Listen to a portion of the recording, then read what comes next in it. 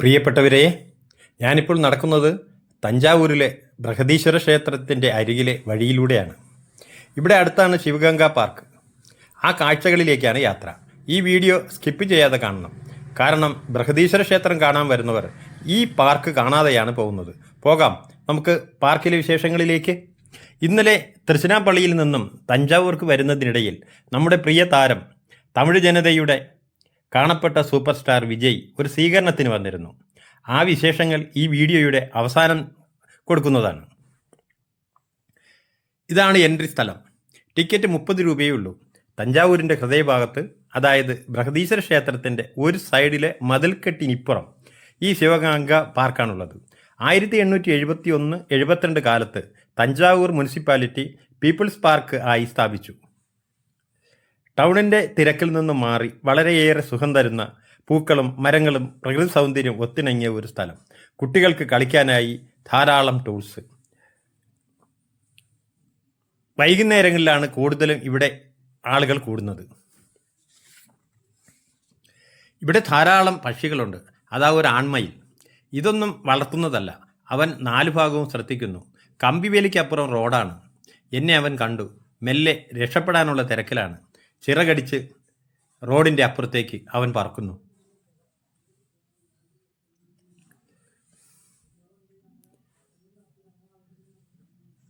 ഒരു യാത്ര കഴിഞ്ഞ് ബൃഹദീശ്വര ക്ഷേത്രവും കണ്ട് അവിടുത്തെ ചൂടും സഹിച്ചിരിക്കുമ്പോൾ ഒരു കുളിർമഴ ലഭിക്കുന്നതാണ് ഈ ഗാർഡനകത്തെത്തിയാൽ. വളരെ മനോഹരമായിട്ടാണ് ഇത് ഒരുക്കി വെച്ചിരിക്കുന്നത്.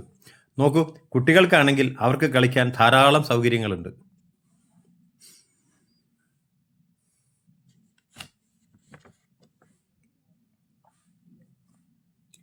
മയിലുകൾ വേറെയുമുണ്ട്. നമ്മുടെ വീടിൻ്റെ പരിസരത്തൊക്കെ ധാരാളം മയിലുകൾ കാണാറുണ്ട്. പക്ഷേ ഇത്ര അടുത്ത് അവരെ കാണാൻ കഴിയില്ല. ഇവന് പേടിയില്ല. ഞാൻ അടുത്തെത്തിയിട്ടും അവൻ അവിടെ തന്നെ നിൽക്കുന്നു. ഇത് അവരുടെ സ്ഥിരം ആവാസ സ്ഥലമാണ്. ഞാനാണ് അവൻ്റെ അടുത്ത് നിന്നും പോകേണ്ടത്.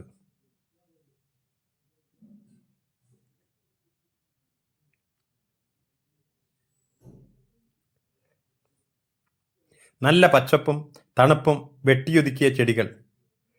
അല്പം അകലെയായി അവരുടെ കുടുംബമുണ്ട്.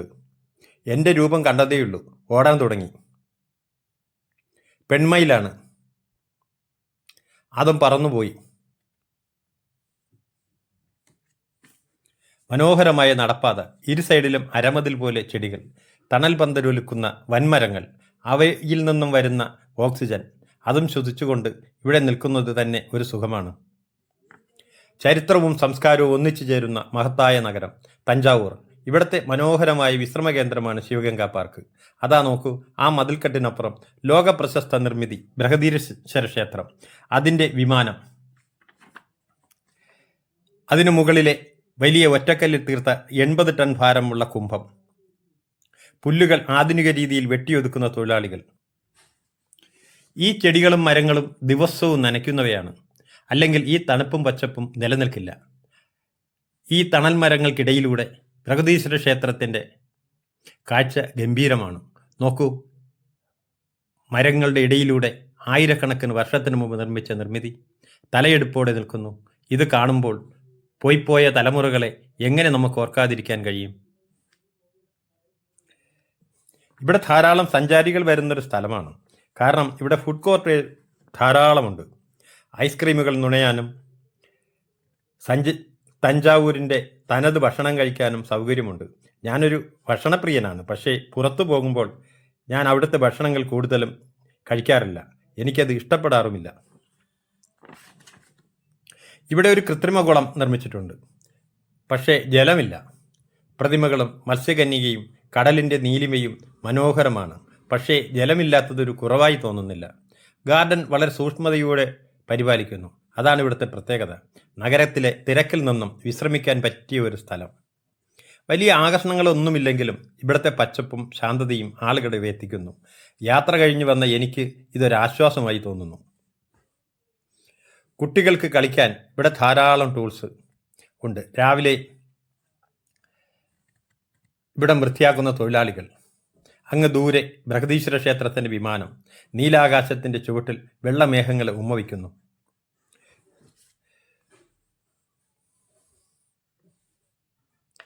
കുടുംബത്തോടൊപ്പം സമയം ചെലവഴിക്കാനും കുട്ടികൾക്ക് ചെറിയ രീതിയിൽ കളിക്കാനും ഇത് നല്ലൊരു സ്ഥലമാണ്. പ്രത്യേകിച്ച് വൈകുന്നേരങ്ങളിൽ ഇവിടുത്തെ സാന്ത്വനമുള്ള കാറ്റും പച്ചപ്പും കിളികളുടെ ശബ്ദങ്ങളും മനോഹരമായ ഫുഡ് കോർട്ടും കുട്ടികൾക്കുള്ള ചെറിയ ലൈബ്രറിയും ഒക്കെ നമുക്കിവിടെ കാണാൻ കഴിയും.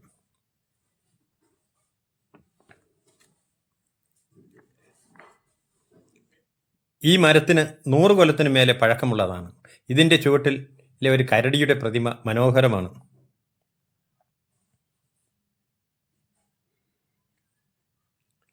ഇരിക്കാനുള്ള ബെഞ്ചുകൾ, ലൈബ്രറികൾ, വിവിധ ഇനം മൃഗങ്ങളുടെ പ്രതിമകൾ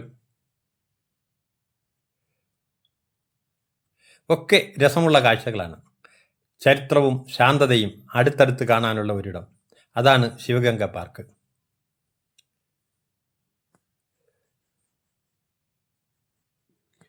ഈ ബൊമ്മകളെ കണ്ടോ? ഞാനിപ്പോൾ ഉള്ളത് തഞ്ചാവൂരിലെ പഴയ ബസ് സ്റ്റാൻഡിൻ്റെ അടുത്താണ്. ഇവിടെ വലതുഭാഗത്താണ് ബസ് സ്റ്റാൻഡ്. ഇവിടെ നിന്നുമാണ് കൂടുതൽ ബസ്സുകൾ സർവീസ് നടത്തുന്നത്. ഇതിനടുത്ത് തന്നെയാണ് മാർക്കറ്റും സ്ഥിതി ചെയ്യുന്നത്. ധാരാളം ലോഡ്ജുകളുള്ള സ്ഥലമാണ്. നിങ്ങൾ വരുമ്പോൾ താമസിക്കാൻ പറ്റിയ ഒരു സ്ഥലം ഇതാണ്. കാരണം ഇവിടെ ബൃഹദീശ്വര ക്ഷേത്രത്തിലേക്കും 1.5 കിലോമീറ്ററും പാലസിലേക്കും അതേ ദൂരമാണുള്ളത്. ഈ മാർക്കറ്റ് ഏരിയയിൽ കൂടെയാണ് തഞ്ചാവൂർ പാലസ് കാണാൻ പോകേണ്ടത്. പേരയ്ക്ക, നാരങ്ങ, ചക്ക, പച്ചമുളക്, ചീര, ക്യാരറ്റ് എല്ലാം റോഡ് സൈഡിൽ വെച്ചാണ് കച്ചവടം. നമ്മുടെ ഇവിടെ കിട്ടുന്നത് പോലെ കീടനാശിനി പ്രയോഗം ഇല്ലാത്തവയാണെന്ന് ഓർക്കണം.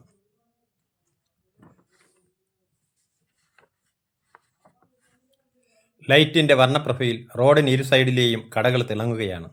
ഇവിടെയും കച്ചവടം നല്ല രീതിയിൽ നടക്കുന്നു. തഞ്ചാവൂർ ശരിക്കും ചോളരുടെ തലസ്ഥാനമാണ്. ഇന്നിവിടെ 2.5 ലക്ഷത്തോളം ആളുകൾ താമസിക്കുന്നു. കാവേരി നദിയുടെ ജലത്തെ ആശ്രയിച്ചാണ് ജീവിതം. കൂടുതലും കൃഷിക്കാരാണ്. നെല്ല്, തെങ്ങ്, കരിമ്പ് ഇവയാണ് പ്രധാന വിളകൾ. ഞാൻ ഈ ടൗണിലൂടെ കാഴ്ചകൾ കണ്ട് നടക്കുകയാണ്. എൻ്റെ പുറകുഭാഗത്ത് വളരെ പുരാതനമായൊരു ക്ഷേത്രം ഉണ്ട്. തഞ്ചാവൂർ ഭാഗത്ത് ഒന്ന് കറങ്ങിയാൽ പല സ്ഥലങ്ങളിലും ഇതേപോലുള്ള പുരാതന നിർമ്മിതികൾ ധാരാളം കാണാൻ കഴിയും.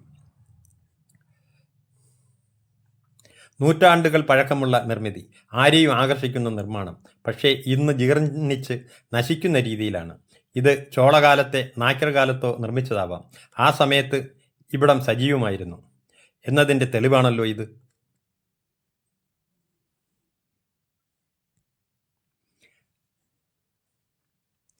ഞാനിവിടെയാണ് താമസിച്ചത്. റൂം ഒഴിഞ്ഞ് അടുത്ത സ്ഥലമായ കുംഭകോണത്തേക്ക് പോകാനുള്ള യാത്രയിലാണ്. അതിനു മുമ്പ് ഈ ലോഡ്ജിൻ്റെ മുകളിലേക്ക് കയറാമെന്ന് കരുതി.